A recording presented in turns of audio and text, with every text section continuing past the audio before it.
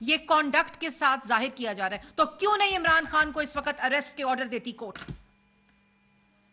جو ایف آئی اے کہہ رہی ہے کہ ہمیں اس بندے سے تفتیش کرنی ہے اور اس کے ساتھ کورٹ کہہ رہی ہے کہ عمران خان پیش ہوں، تو جو کورٹ کی بات نہیں سنتا، جو کورٹ کی تصدیق کرتا ہے، جو کورٹ کا تمسخر اڑاتا ہے، وہ ایف آئی اے کے آگے تفتیش کے لیے پیش ہوگا. تو پھر تمام وہ لوگ جو ایف آئی اے کے اندر، جو نیب کے اندر اور جو supreme court, high court, session courts کے اندر اس وقت مطلوب ہے، ان سب کو یہ سہولت دی جائے جو عمران خان کو یہ سہولت دی گئی ہے. نواز شریف ملک کا 3 دفعہ منتخب وزیر اعظم تھا. مجھے یاد ہے جس وقت پٹیشن دی کہ کلثوم نواز شریف صاحبہ ڈیتھ بیڈ کے اوپر ہیں، 3 دن کی مہلت دی جائے، ہر روز کی بنیاد کے اوپر پیشی ہوتی تھی، تو ان کو کہا گیا ان کی طبیعت بالکل ایسی نہیں ہے کہ آپ کو 3 دن کی اجازت دی جائے، آپ نہیں جا سکتے. وہ اگلے دن پھر کورٹ کے اندر پیش ہوئے اور یہ جانتے تھے کہ یہ جعلی مقدمہ ہے، یہ جانتے تھے کہ یہ پولیٹیکل وکٹمائزیشن کا مقدمہ ہے، یہ جانتے تھے کہ یہ جھوٹے گواہ ہیں، یہ جھوٹے مقدمے ہیں، لیکن عدالت کا تمسخر نہیں اڑایا، قانون کا مذاق نہیں اڑایا. جے آئی ٹی میں بھی پیش ہوا، عدالت میں بھی پیش ہوا، چاہے وہ نیب کورٹ ہو، چاہے وہ ہائی کورٹ ہو، چاہے وہ سپریم کورٹ ہو. شہباز شریف اپوزیشن لیڈر تھا، 2 دفعہ اریسٹ کیا، ہر روز نیب کی عدالت میں پیش ہوتے تھے، ہائی کورٹ بلاتی تھی پیش ہوتے تھے، سپریم کورٹ نے بلایا پیش ہوتے تھے. یہ تمسخر، یہ تماشا، یہ عدالتی نظام کا مذاق اور منہ چڑھا رہا ہے ایک شخص اور اس کو اجازت دی جا رہی ہے. اس وقت کورٹ کے احاطے میں لوگوں کے ساتھ حملہ آور ہے عدالت کے اوپر. کیوں نہیں عدالت اس کے اریسٹ وارنٹس دیتی؟ اس کا کانڈکٹ دیکھیں، اس شخص کی انا دیکھیں، اس شخص کا تکبر دیکھیں، اس شخص کی ڈھٹائی اور بے شرمی دیکھیں کہ ایک طرف عدالت کو کہتا ہے پیش نہیں ہوں گا، دوسری طرف صدر پاکستان سے، جس نے صدر پاکستان کے دفتر کو سیاسی اکھاڑا بنایا ہوا ہے، اس کو کہتا ہے کہ آئین شکنی کرو. کبھی پارلیمنٹ توڑواتا ہے آئین شکنی کروا کے، جو آج کہتا ہے امریکی سازش نہیں ہوئی تھی. اس وقت صدر سے کہا کہ امریکی سازش ہوئی ہے اس لیے پارلیمنٹ توڑ دو، صدر نے پارلیمنٹ توڑ دی، جس پہ سپریم کورٹ کا فیصلہ آیا. اسی صدر سے اب آئین شکنی کرا رہا ہے. صدر پاکستان کا دفتر پاکستان تحریک انصاف کا دفتر بنا ہوا ہے. صدر پاکستان عمران خان کی کٹ پتلی بنا ہوا ہے. وہ چاہتا ہے کہ صدر پاکستان چیف الیکشن کمشنر بھی بن جائے، ہائی کورٹ بھی بن جائے، سپریم کورٹ بھی بن جائے اور پارلیمنٹ بھی بن جائے. تو جو عدالت کی بات نہیں مانتا، جو آئین کی بات نہیں مانتا، جو قانون کی بات نہیں مانتا، وہ لاڈلا ہے. اس کو یہ سہولت میسر ہے. کیوں میسر ہے یہ سہولت؟ آج لوگ دیکھ رہے ہیں، آج انٹرنیشنل کمیونٹی دیکھ رہی ہے کہ پاکستان کے اندر کوئی آئین، کوئی قانون اور کوئی عدالتی نظام موجود ہے. کہ آپ ایک مجرم کو آوازیں لگا رہے ہیں، اس کو صدائیں دے رہے ہیں، اس کی منتیں کر رہے ہیں، اس کے لیے بار بار مؤخر کر رہے ہیں آپ اپنی کارروائی کو، اور وہ دھاوا بول رہا ہے، وہ غنڈہ گردی کر رہا ہے، وہ بدماشی کر رہا ہے، اور وہ دھاوا بول کر لوگوں کو اکسا کر آج ہائی کورٹ کے اوپر حملہ آور ہوا ہے، اور سب لوگ دیکھ رہے ہیں.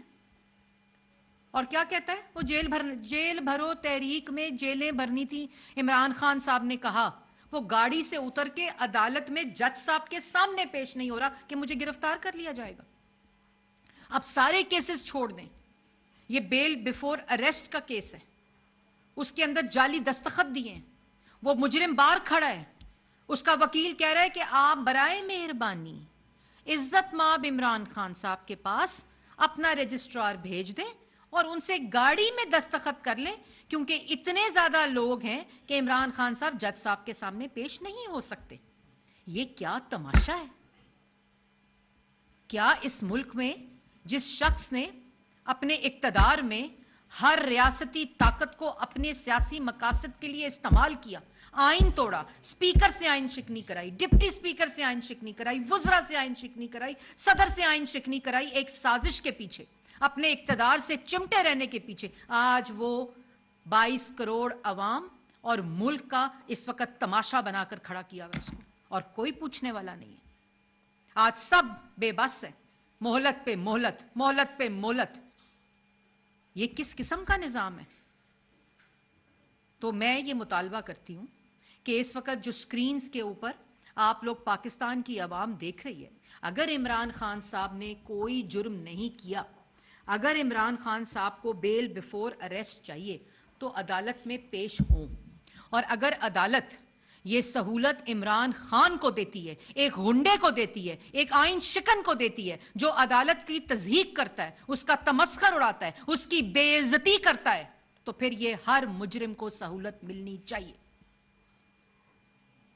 इमरान खान साहब कहते हैं ना कि उस वक्त मुल्क आजाद होगा जब ताकतवर कानून के नीचे आएगा। ये है वो अना तकब्बुर की ताकत जिसने आज पूरे अदालती निजाम को तमाशा बना कर रखा हुआ है, जिसने मुल्क के आइन को तमाशा बना कर रखा हुआ है, जो मुल्क के अंदर ये किस किस्म का माइंड सेट है? असेंबली तोड़ दो, असेंबली टूट जाए। ये किस किस्म का माइंड सेट है कि आप कहें इलेक्शन चाहता हूं, अब मैं 2013 में कहें मैं इलेक्शन नहीं मानता, बाहर खड़े हो जाएं तमाशा करने के लिए। ये तो कल को कोई बंदा उठे और इलेक्शन हो और कहे मैं नहीं मानता इलेक्शन को, मैं मुल्क को आग लगा दूंगा। तो ये कोई तरीका है? ये किस किस्म का निजाम है? ये किस तरफ आप मुल्क को लेकर जा रहे हैं? मुल्क के अंदर जानबूझकर लॉ एंड ऑर्डर सिचुएशन को क्रिएट किया जा रहा है। मुल्क के अंदर जानबूझकर सियासी अदब। इस शख्स को मुल्क की महंगाई का दुख होगा, जो आज तमाशा लगाकर बैठा हुआ है, जो महंगाई की आग इस मुल्क में लगा कर गया है, जो इस मुल्क में बेरोजगारी की आग लगा कर गया है, जो इस मुल्क को साजिश के हवाले करके गया है, वो आज मुल्क के अंदर ये साजिश करके मुल्क में सियासी अफरा तफरी डाल रहा है और लोग ठट्टे लगा रहे हैं, लोग तमाशा देख रहे हैं। ये किस किस्म की बात है? अगर आज इमरान खान ये कानून नहीं मानेगा, अगर आज इमरान खान ये अदालती हुक्म नहीं मानेगा, तो कल किसी भी पाकिस्तानी को ये अदालती हुक्म मानते हुए सोचना पड़ेगा। इसलिए ये निजाम इस तरह नहीं चल सकता। ये तमाशा एक शख्स के लिए, एक लाडले के लिए, एक आइन शिकन के लिए, एक झूठे के लिए, एक नालायक के लिए, एक साजिशी के लिए, एक फॉरेन फंडर के लिए और एक तोशा खाना चोर के लिए ये निजाम इस तरह नहीं चल सकता।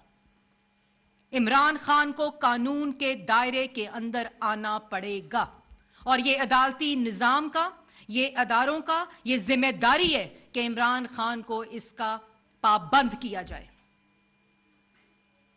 जी कोई सवाल? ये जिस तरह से देख रहे हैं कि रिलीफ मिलता है पीटीआई को, इमरान खान साहब को, आपको ये लगता है कि इदारे वाकई अब पॉलिटिकल हो चुके हैं, गैर सियासी हैं सारे इदारे और कहीं पे इनके लिए सॉफ्ट कॉर्नर नहीं है? देखिए सॉफ्ट कॉर्नर ये आपको नजर आया आज? ये 2 दिन के लिए मौखर की थी, आज सुबह से आवाजें और सदाएं हैं। फिर धावा बोला, गुंडागर्दी हो रही है। इस वक्त इस लाहौर हाई के ऊपर लोग इमरान खान के उकसाने पे हमला आवर हैं। किसी और केस में नहीं, सिर्फ इस अदालती हमले के ऊपर इसको अरेस्ट करना चाहिए। ये आप समझते हैं कि सॉफ्ट कॉर्नर नहीं है? एक शख्स है, उसको अदालत तलब कर रही है, फोर्जरी की है, झूठे साइन किए हैं, उसके साइन की वेरिफिकेशन होगी, वो पहले सोशल मीडिया पे कॉल देता है कि आओ हमला करो। मुझे बुलाया अदालत ने, तुम अदालत के ऊपर हमला करो। मुझे बुलाया जजेस ने, तुम जजेस के ऊपर हमला करो। ट्रेंड चलवाओ, कॉलें दो, अदालत पे धावा बोलो, अदालत के अहाते के अंदर हमला आवरो और फिर उसके बाद मोहलत दे दें जी, मोहलत दे दें और कह दें जी नहीं, उसके साइन ले लें जाके कार के अंदर। क्या तमाशा है? हमें अपनी तजावीज़ से नवाजा।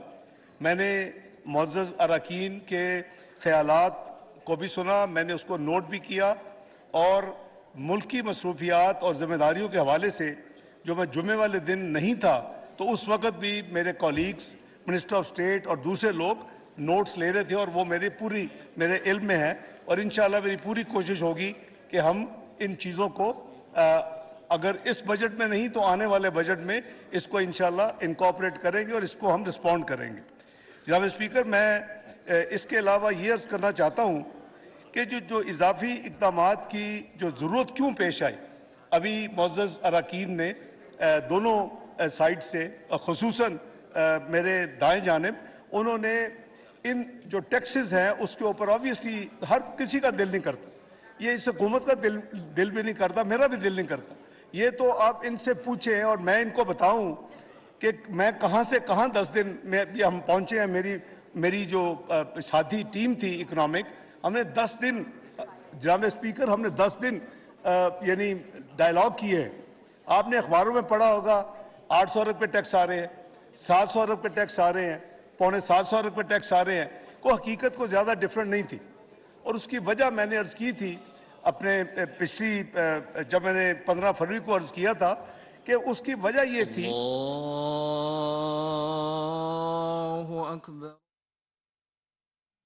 ये आइन के साथ खिलवाड़, ये आइन के साथ खेलने का तमाशा, कभी साइफर के साथ खेलो, कभी आइन के साथ खेलो, कभी 22 करोड़ अवाम की किस्मतों के साथ खेलो, कभी इस मुल्क में महंगाई करके पाकिस्तान के अवाम के रोजगार के साथ खेलो, पाकिस्तान के खिलाफ साजिशें करो। ये खिलाड़ी हैं कि इन्होंने पूरे मुल्क को एक अखाड़ा बना के रखा हुआ है। इनको ना आइन की तमीज है, ना इनको कानून की तमीज है, और ना कि इनको किसी किस्म की सियासत की तमीज है। और ऐसे लोगों का जो अंजाम होता है वो तारीख का हिस्सा भी बनता है और वो मिसाल भी बनती है लोगों के लिए।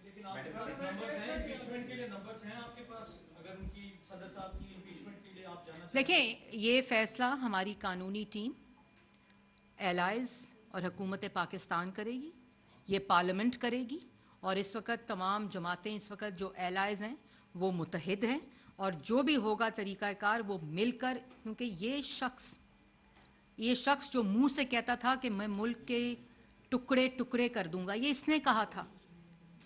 इसने वो तमाम चीज़ें कही हुई हैं जो एक साजिश का हिस्सा हैं। ये जवाब इसको देना पड़ेगा, और इंशाअल्लाह ये अगर इस तरह की हरकतें सदर पाकिस्तान और सदर के मनसब से कराएगा, जो पहले भी कराई थी, उसका अंजाम भी देख लिया था। आज सारी हुकूमतों से फारिग हैं। ये इसी तरह इंतकाम लेता है कानून, और इसी तरह लेगा। मैडम, जो टीवी पे इस वक्त चल रहा है, तो पंजाब की हुकूमत किधर खड़ी है? क्योंकि लॉ एंड ऑर्डर तो उनकी जिम्मेदारी है।